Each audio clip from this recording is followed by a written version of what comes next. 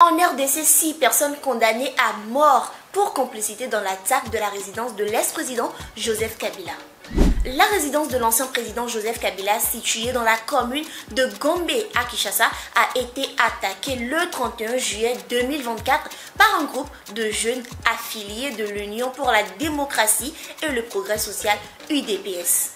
Notons qu'il s'agit d'ailleurs du parti au pouvoir dirigé par Félix Tshisekedi. Les assaillants armés de cocktails Molotov ont tenté de pénétrer dans la résidence, déclenchant un affrontement violent avec les gardes de sécurité de la résidence. Olive Lembe Kabila, l'épouse de l'ex-président, a dénoncé cet incident comme une tentative d'assassinat, accusant les autorités d'une persécution orchestrée contre la famille Kabila. Elle a déclaré « C'est la deuxième fois qu'on vient attaquer alors que je suis présente avec l'intention de m'éliminer physiquement.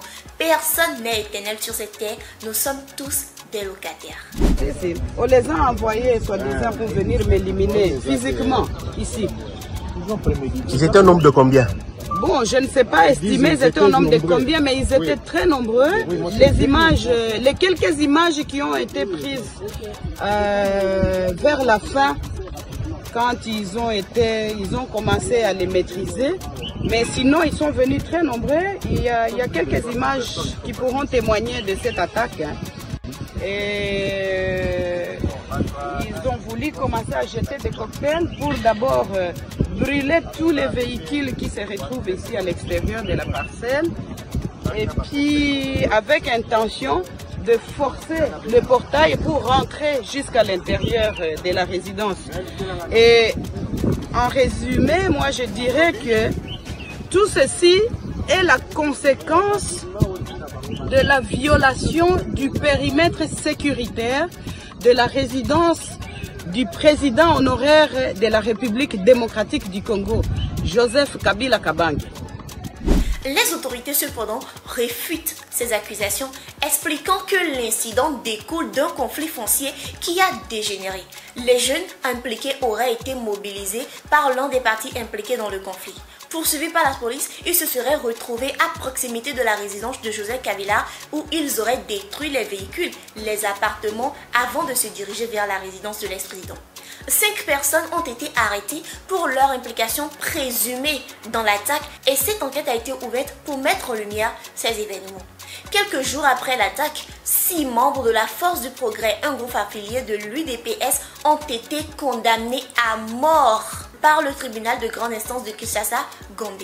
Ces condamnations font suite à leur participation à un déguerpissement forcé d'un immeuble et à l'attaque de la résidence de l'ancien président Joseph Kabila.